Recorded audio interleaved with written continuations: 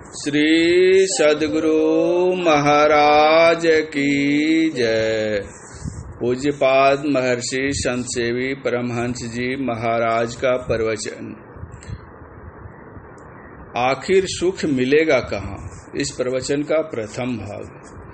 मंगल मूर्ति सतगुरु मिलवै सर्वाधार, मंगल मंगल करना विनवो बारंबार।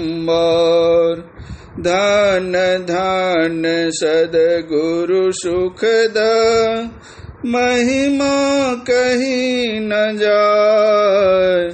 जो कछु कहूँ तुम्हारी कृपा, मोते कछु न बसाय। समवेत समादरणीय सज्जन वृंद, आदरणीय माताओं तथा भक्तिमती बहनों, किन्हीं की जन्म तिथि पर जो उत्सव मनाया जाता है उसको जयंती कहते हैं। विविध गुणों से संपन्न व्यक्ति विशेष की जयंती मनाई जाती है। कोई संत महात्मा होते हैं, उनकी भी जयंती मनाई जाती है। लेकिन जो न समाज सेवी हो, न देश सेवी हो, न बलवान हो, न गुणवान हो, न श्रीमान हो, न राजा हो, न महाराजा हो, उनकी जयंती कैसी? मैं महासभा के महानुभावों से आग्रह करूंगा कि आगे से मेरे नाम पर यह जयंती नहीं मनावें। जयंती शब्द स्त्रीलिंग है और जयंत शब्द पुल्लिंग है। जयंती का शाब्दिक अर्थ होता है विजयनी और जयंत का विजय। प्राचीन काल में एक राजा जब किसी दूसरे राजा पर चढ़ाई करके विजय प्राप्त करता था तो उस समय जो उल्लास मनाया जाता था उसमें दुंदुम्भी बजती और नगारे पर चोट दी जाती थी, वह जयंती होती थी। एक समय का प्रसंग है, एक ब्राह्मण देवता महाराज युधिष्ठिर के पास कुछ याचना करने के लिए आए। महाराज युधिष्ठिर कुछ आवश्यक कार्य में व्यस्त थे। उन्होंने ब्राह्मण देवता से कहा, आप इसी समय कल पधारिए, आप जो मांगेंगे वह पूरा कर दूंगा। ब्राह्मण देवता निराश होकर उदास चेहरा लिए लौट रहे थे। भीम उधर से आ रहे थे। उन्होंने सोचा कि आज तक महाराज के पास से कोई उदास नहीं लौटा था।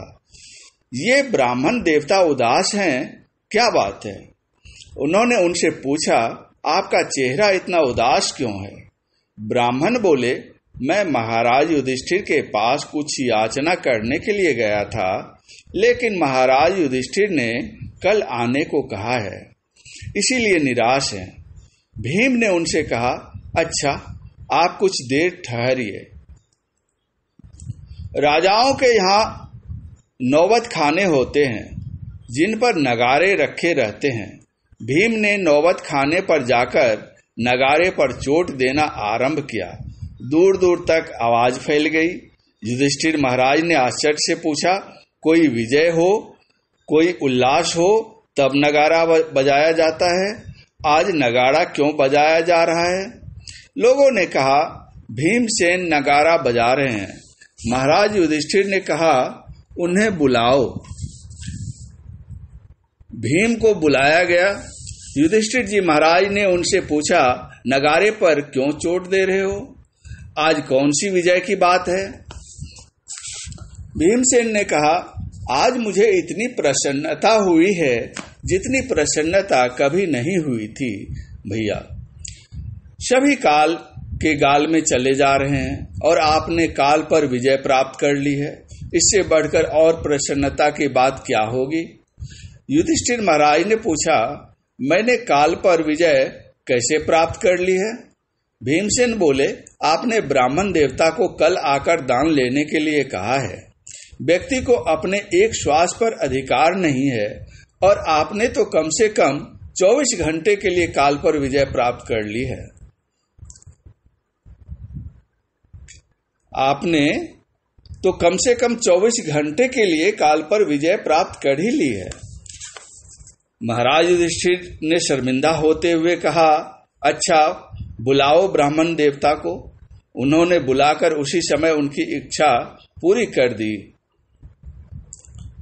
तात्पर्य यह है कि जब कोई विजय प्राप्त करते हैं तब उत्सव मनाया जाता है, जयंती मनाई जाती है।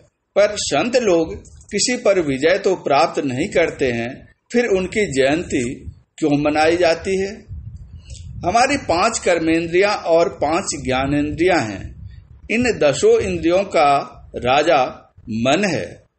इंद्रियाणां मनोनाथो।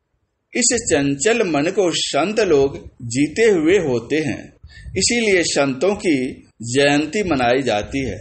यही मन है जो मनुष्य को बंधन में डालता है और यही मन है जो मुक्ति भी दिलाता है।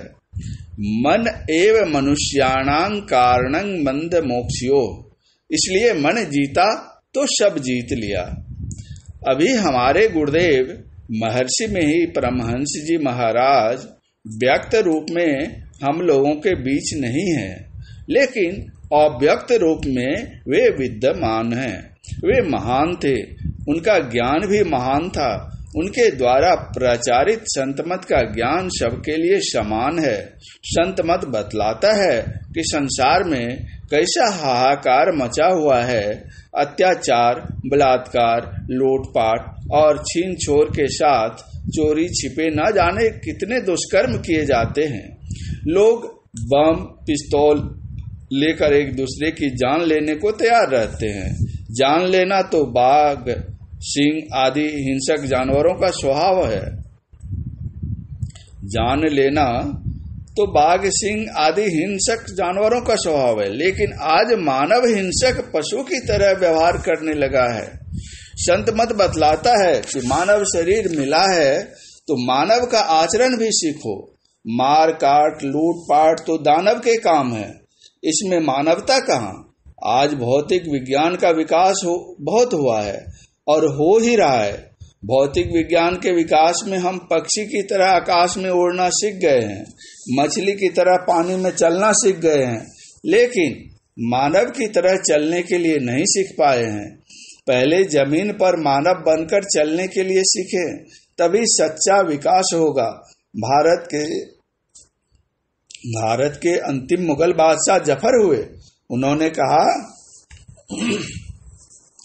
जफर उसको न आदमी कहिएगा जिस देश में यादे खुदा नहीं और तैस में खौफे खुदा नहीं।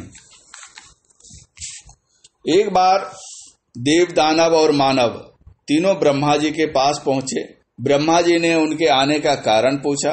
तीनों बोले, हम आपसे शिक्षा ग्रहण करने के लिए आए हैं। ब्रह्मा जी ने तीनों को बारी बारी से बुलाकर कहा कि तुम्हें 2 अक्षर की शिक्षा दी जाती है। जब देव वहां से चलने लगे तो उन्होंने पूछा, मैंने जो 2 अक्षर बतलाया उसका मतलब तुमने क्या समझा? उन्होंने कहा, हम लोग देव हैं, विषय के अभिलाषी हैं, इसलिए आपने 2 अक्षर का उपदेश देकर कहा है कि इंद्रियों का दमन करो। फिर ब्रह्मा जी ने दानवों से पूछा, तुमने 2 अक्षर का क्या अर्थ समझा? दानव ने कहा, हम दानव है, हमारा काम है अत्याचार, लूटपाट, मारकाट आदि करना। हम दिन दहाड़े हिंसा करते हैं। आपने 2 अक्षर का उपदेश देकर जीवों पर दया करने कहा है। इसके बाद ब्रह्मा जी ने मानव को बुलाकर पूछा, तुमने 2 अक्षर से क्या समझा? मानव ने उत्तर दिया, हम लोग येन केन प्रकारेण धन संग्रह करते हैं। 2 अक्षर का उपदेश देकर आपने हमें दान करने कहा है। ब्रह्मा जी तीनों के उत्तर से संतुष्ट हो गए। इस प्रवचन का अगला भाग अगले प्रवचन पाठ में। पूज्यपाद महर्षि संतसेवी परमहंस जी महाराज का यह प्रवचन महर्षि मेही आश्रम कुप्पा घाट भागलपुर के सत्संग प्रशाल में इनके 82वीं जयंती के शुभ अवसर पर 20/12/2002 ईस्वी को हुआ था। श्री सद्गुरु महाराज की जय।